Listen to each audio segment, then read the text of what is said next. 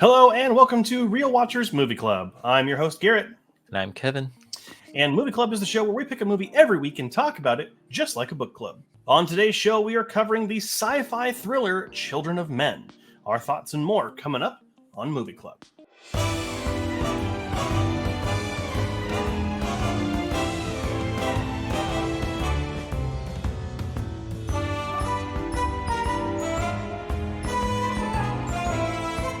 Released in 2006, Children of Men was directed by Alfonso Cuarón and stars Clive Owen, Julianne Moore, and Chiwetel Ejiofor. In 2027, in a chaotic world in which women have somehow become infertile, a former activist agrees to help transport a miraculously pregnant woman to a sanctuary at sea. It currently has a 4.3 out of 5 on Letterboxd and is ranked number 118 on its top 250. It was nominated for 3 Oscars, including Best Editing, Best Cinematography, and Best Adapted Screenplay. Before we dive into our thoughts, we do want to issue a quick spoiler warning. We are going to be discussing plot points, twists, revelations, and more on this show about Children of Men. So if you haven't seen the film yet, we would recommend watching it. You can pause it, you won't offend us. And then come back and discuss it with us. So stay tuned to the end of the show for the movie that's coming next week, so that way you won't be spoiled on that one. Alrighty, so Kevin, I think this week is a pretty special episode because I think for the first time, it is a film that neither you or I have seen before. Correct, it is. Which is pretty special indeed. Usually it's like, more often than not, I've seen it because it's like one of these like top 250 best of all time things. Or maybe you've seen it and I haven't. But hey, we're here. Or you've seen it, but it's been a long time since you've seen it. So it's like a little rewatch for you. Exactly. Yeah. So this is one I've been waiting to watch for quite a while. I've heard so much about it, so many good things about it. But I want to open the floor to you first. What did you think of Children of Men? Maybe kind of keep it a little bit spoiler free before we dive in. Yeah. I have heard nothing about this movie. I didn't even know this movie existed until you told me to watch it, pretty much.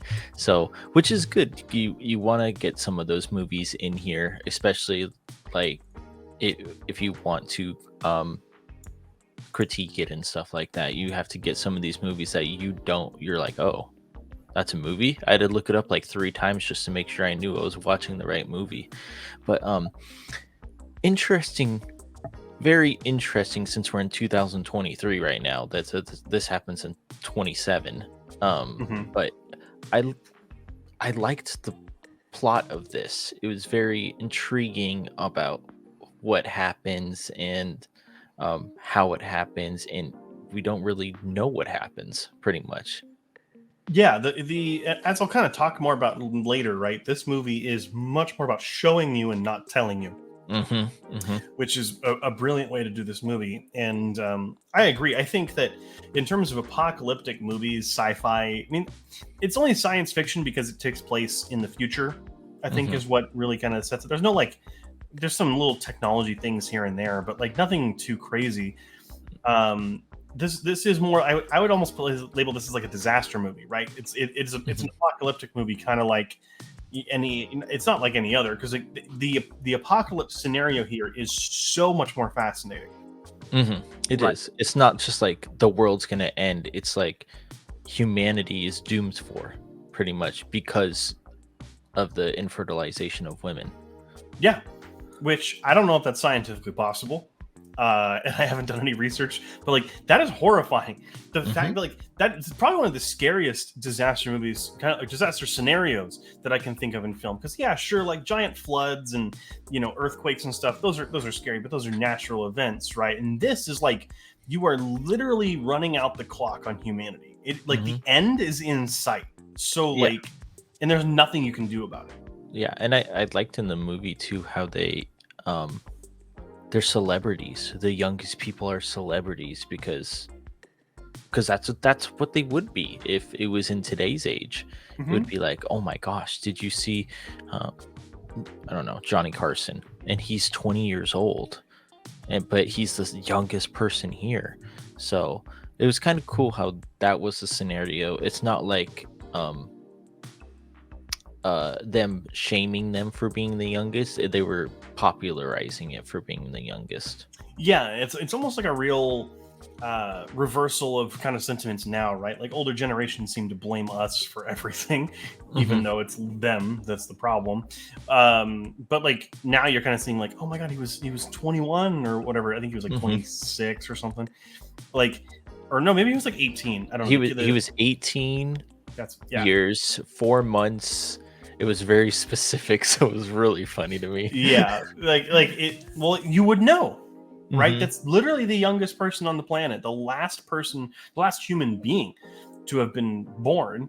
You're gonna know how old they are, and people Mhm. are gonna be upset when that happens. And it's an absolutely fascinating way to at least start the movie too. Mhm. Also, I know you had no indication going into this movie. You didn't see any trailers, didn't know it existed. Mm-mm. Did the coffee shop bomb scare you when it went off? It didn't scare. I didn't have it up all the way on my headphones that I was using, so it didn't scare me, but it startled me because I'm like, oh, it's just a regular scene, and then it happens. But I Yeah. like those. I like those movies that they just start. They don't Hmm. need a context or anything like that because they'll tell you the context while the movie is still going. Yes, exactly. Right. Like it's the con, and I guess we can kind of jump into the um like the show not tell, right? Like everything you need to know about this movie. You really should watch this movie more than once because obviously on one hand you need to watch everything that's going on with Clive Owen and the pregnant woman and Mhm. Julianne Moore. Like you need to see what's going on with them, but then everything going on in the background is a separate rewatch. It's telling you the story, it's telling you things that have happened in the past, and it's brilliant. And the way that they've shot this movie is incredible. Mhm. And this is one of the first times where almost the entire movie was shot on over the shoulder camera to Mhm. make you feel like you're there. Yeah. It's brilliant. Sometimes that camera work for some can get a little like seasicky, right? Because it's like, it's kind of moving, like your body is adjusted to how your head moves, Mhm. like idly in conversation. But when a camera mimics that movement, it can be kind of difficult. But I think for this movie in particular, like I'm getting a little bit on a tangent, but the sequence when they're driving in the car and then they're ambushed Mhm. with like the Molotovs and when Julianne Moore gets shot is Yeah. one of the coolest and most well choreographed action sequences I've seen in a very long time. Yeah, it was the camera work does stand out a lot in this movie. But I didn't feel it being because uh on Star Tours I get sick, motion sickness. Hmm. But in this movie I didn't even feel that because it was such slight movement that Yeah. it didn't jiggle my brain pretty much. But yeah, that sequence was so cool because they're just turning around in the car. The camera is it's like it's in a pivot, like it's inside of the car, but it's pivoting around, just going in a circle. But you get to see everybody's expressions and you get to see the outside, which is Hmm. nice. And I think there's actually a Corridor Crew episode where they talk about that shot because there are visual effects there. And I there are hidden cuts because the camera can't physically turn in a hmm car that small. So like they hmm actually had to do like mirrored shots and stuff like that. It's absolutely brilliant. And again, it's a good reason why this movie was nominated for cinematography and its editing too, because that hmm sequence feels like it's all in one take. Yeah, it does. And I love when movies feel like they're in one take because it doesn't take your eye off the screen. Because some movies, some action movies nowadays, or TV show action movies will cut while they're fighting, and it kind of takes you out of the fighting scene. This one, you don't see the cuts because it's an I like to call them natural cuts because you would if it cuts going across the back of the seat or something and then it goes to the next one. That's natural. I'm not going to Mhm. question that. It's the path the camera's taking, right? So Hmm. when it's moving, you don't expect there to be a cut there, and that's why it's hidden so well. It's Exactly. it's fantastic. And speaking of sequences, and we'll get back into the show not tell in a moment because there's another big theme this movie has that I want to talk about. But this movie has now one of my favorite film scenes of all time, and that is at the very end when they are walking through the building with the baby, and just everyone stops. Like they're literally in the middle of a battle situation, a war zone, and everyone stops and looks at the child, and there's just that faint glimmer of hope in everyone's faces, and it is such a powerful moment, and I love it so much. Yeah, it is. And it's literally like seeing like an endangered species or an extinct species, and they're just astonished by what they're seeing. They can't believe it's real and stuff like that. Yeah, because like everyone's expecting we're gonna be dead, and like within 50 years, like the human race is gonna be gone or whatever, right? And then to see this thing that you have been like waiting for, that was not possible. It's like it's literally a miracle. And It's like you could read into this with some, like, I guess, some religious symbolism if you really were looking at it that way, but like it's just it's a gorgeous sequence, and it's like they all wanted to go up and touch it to make sure it was real. And that's what they expressed too. I don't think they said a single word when they were just dead silent, which was really nice, because it was just like an astonishing moment, pretty much. Yeah, pretty sure it's mostly quiet. There might be a couple voices in the background or something, but then like it's like that brief moment of just quiet and of hope is then immediately dashed by when that rocket hits one of the vehicles as they're walking out, and then it's just all back to chaos. Like it's chaos. There's some that lost my mind. I just liked how it was chaos, and then they saw the baby, everything stopped, but they're still in the middle of a war. Yeah. And then it just starts up again. So it's like you get that moment of beauty, pretty much. But then it's like, okay, we're not in that beauty yet, pretty much. Yeah. And it's almost like, the fact that rocket goes flying like afterward, right? It's like, did they really care? Are they so ingrained in what they've become that they can't see the potential? Like, they could have killed that baby. Yeah. Oh yeah. Like it's such a great sequence in the movie. And in a movie that's full of great sequences, it is one of the ones that stands out. But kind of moving back into the showing and not telling, right? Like, there's so much that goes on in the background of this movie. News reports that are on the back of the screen. Like, the fact that there is like, and it's almost, it's not a funny matter, and I want to preface that really quick, but it reminds me of Futurama in a way, where there's the when Clive Owen's character goes to his friends out in the woods, and they enjoy the music and they smoke a little pot or whatever. I think he was growing pot. Yeah. But then he goes back to his apartment. Did you see the TV ad that plays? It's basically it's advertising basically self-euthanasia. Oh, whoa. No, I did not. Yeah. It's like a pill you could take or something, and it's like, go out on your own terms. It's like, which, to be honest, like, when you're in that situation, you are like, humanity is literally at the end of the clock, right? You're gonna have an entire business that comes around of providing people a way out on their terms, and not just watching the world end. Yeah. Not the world end, humanity end, because the world's fine. The world will keep going. And again, that sticks out why it's such a cool disaster premise, because the world's just fine.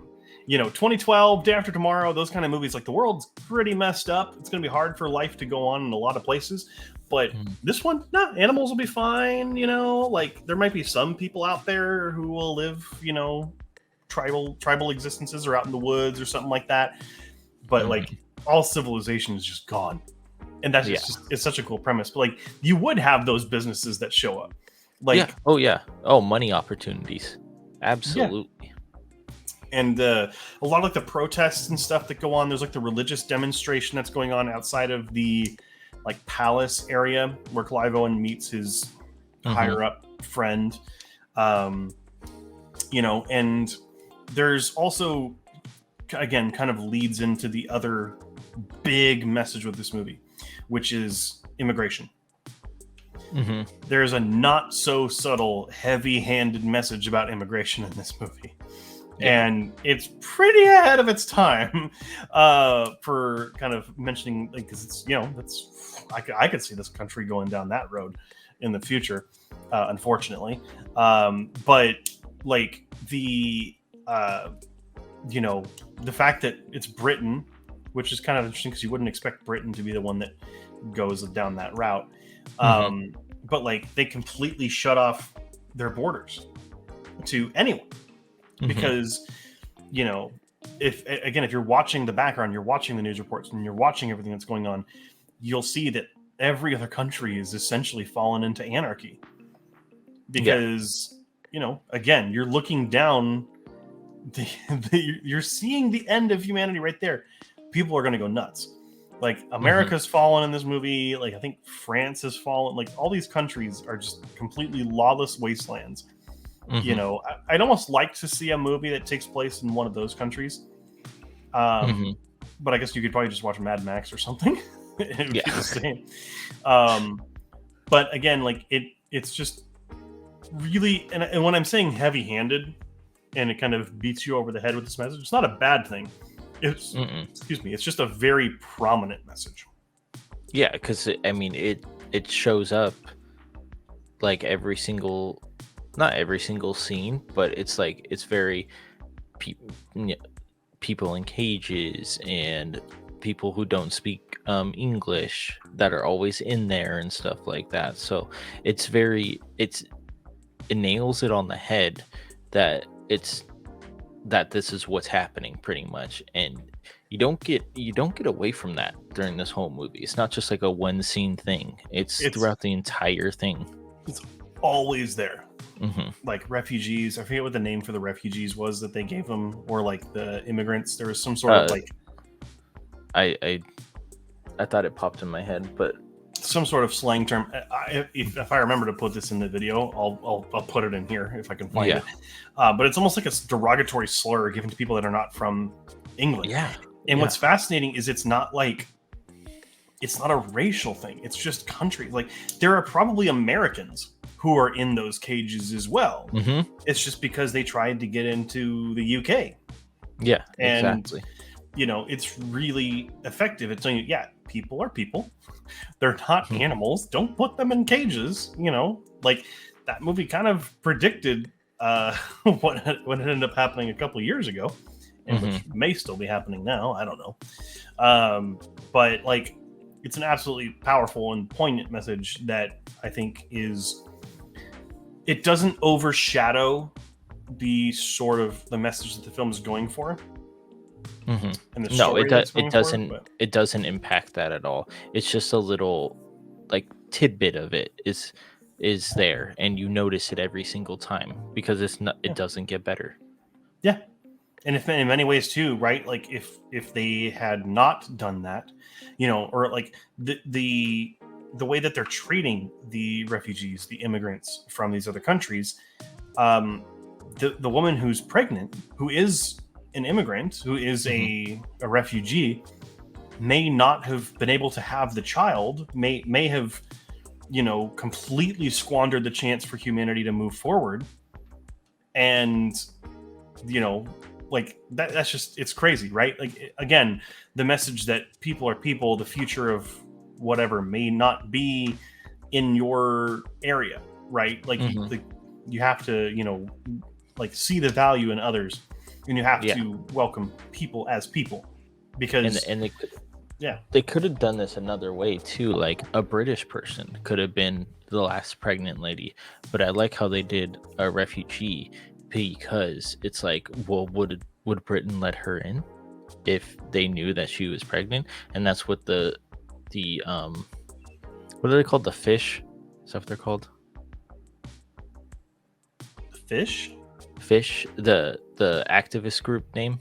Aren't they called? I don't remember. Honestly, it's been a while since we watched the movie, so I don't remember. I'm pretty sure they're called the fish, but they wanted it to use it as propaganda, saying, "Hey, we have a pregnant lady and we have a baby. Like you need to stop this now." And stuff like that. And in many ways too, right? Like if it was regardless if it was a British person or not, Mhm. right? The in the movie there is a dictatorship, essentially this very fascist kind of system that has taken over the UK and is running it. And who's to say that they wouldn't have killed her Mhm. to maintain control? Because Yeah. if humanity starts coming back, they lose everything they built their reputation on. And Mhm. it's also an immigrant, which Mhm. makes them look bad. Like they probably would have just dealt with her quietly and dumped the body in the ocean or something, which is horrifying. And again, like when you think about how it's an immigrant that's pregnant and not a British person, that just makes it so much more powerful. Yeah, exactly. And I also liked when they tell you what happens and shows you what happens, like Garrett was saying. But in the movie, uh they kill their own leader because they don't think she's doing a correct job to help the fishes out, pretty much, and they want to promote a new leader. So seeing, because I was wondering during that whole car scene chase, why did only one person get killed? And that throughout that whole thing, where there was just a targeted thing, and then they go back to the farmhouse, and then that's when you hear, yeah, we took her out, stuff like that. And then the guy's brother comes back and he goes, he killed my brother. And it's like, oh, and you start putting the pieces. I love when movies put pieces together, and it makes it a much better movie, and not as many like plot holes and stuff like that. Yeah. And in that same vein, coming full circle, right? You know, if you think about it, at this point, the youngest person in the world was 18. Hmm. So a lot of these people that exist in this world have never had a child, Hmm. right? But our main character and his wife have, Mm. and then they lost it. Hmm. It makes sense that they're the ones that tries to help this woman more than anyone else. Yeah. While we were kind of taking like there's an edit what'll happen here, but like while we were taking that little break, I was like, oh wow, yeah, that makes sense. Yeah. Like, Hmm. and and they talk about it the whole time, and then both of them end up giving their lives too. I Hmm. mean, Julianne Moore is obviously assassinated, as we find out, but you know, like I legitimately did not know, in everything I've heard about this movie, I did not know that Clive Owen dies at the end. No, I That mean, was legitimately heartbreaking. but what a good like send off, not send off, but like what a good like ending to a movie. He finished his job. He Mhm. was literally teaching the mom how to take care of a baby, but that made him remind him that he had a baby once as well, which it's a again, it comes full circle, which is, Yeah, I love when movies do that. I mean, he sacrificed himself for the baby, which he would have done for his kid pretty much. and as with many other films and many other characters and so many stories, right? It is like they've kind of lost all hope. They're going on just kind of existing, right? Hmm. And this gives them a reason to live. Hmm. The difference between Exactly. existing and living. And So, it's in movies, it's okay to have some people die sometimes. yeah, It makes it more impactful. yeah, and you don't want to I mean, obviously it's different, a little bit different with family movies and children's movies. Like you should Hmm. still have death and loss there as well, but like in a movie like this, it's kind of hard not to have that because of the dour tone of this movie. This is probably the most dour toned movie that we've watched yet, I Yeah, would say. For I would sure. say. Like there's a glimmer of hope at the end, but they don't tell you what happens. But that's great, Yeah. because then it makes you think. It's like, well, and when the nurse, I forget the nurse's name too, but she's with the pregnant girl.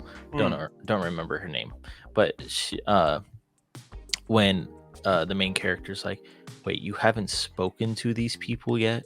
Like it was just a middleman that you spoke to while they're on the bus. It makes you think. You're like, okay, what if they get to the boat? Okay, they're at the boat. What if there's nothing there? Yeah. Or what if it's the government? Yeah, well, because you see the boat and they pick up the girl. That's it. It's like, Yeah. okay, did they save her? Yeah. Is it the government? Is she okay? Is the baby okay? But that's what, when movies make me think like that, that's when I'm like, okay, that engrossed me into this movie. I must have liked it a lot then. Yeah, it's a thoroughly engrossing world, and I think that is as with the movie, is bringing our entire kind of review for full circle, right? Hmm. Like this movie creates a world that is just so believable. It's one of the most believable near future movies I think we've seen in quite a while. Hmm. I mean, obviously, scenario aside, with what's going on, Hmm. if that's possible, then that would be horrifying to know. But yeah, it's just another brilliant example of how to create a world and then populate it with real characters and in a good story. Hmm. Exactly. And if you don't want to watch a disaster movie that has The Rock in it 24/7, this is a great one you should watch. And the runtime doesn't feel. I think it's like an hour and 40-minute movie or something like that. It's I want very. to say it's around 2 hours. No, yeah, it's a 109 minutes, so it's an hour and 50 minutes. Oh yeah, it doesn't even feel like that. Yeah, I was done with this movie and I go, wow, I was satisfied with it. yeah, and I had actually read I forget where I saw this or read this, but it's actually the director, Alfonso Cuaron, who right before this did Harry Potter and the Prisoner of Azkaban. And because that movie was a success and got the kind of connections he needed, he was able to make this film, which was his passion project and the one that he wanted to make. So essentially, he took the Hmm. lumps and made Harry Potter 3 to be able to make this. And both films are fantastic. Harry Potter Yeah. 3 is the best one. So, like, Alfonso Cuaron is one of those directors that I really love seeing his work. So, like, Gravity is a fantastic movie, and then I've Mhm. heard really good things about Roma as well, which I've yet to watch. But Okay. so, Kevin, we've kind of talked about this for a while. What are your final thoughts for Children of Men? Final thoughts. If you want an interesting apocalyptic movie that's almost 5 years away, this is the movie for you. It's not a disaster film that you think is a disaster film, but then it feels like a disaster film, which is really nice to see. And not the earth is blowing up, but it's humanity that's blowing up pretty much. So my final thoughts: give it a try. If you like apocalyptic movies and stuff like that, give it a try. You might like it. I was very surprised that I knew nothing about this and I enjoyed it.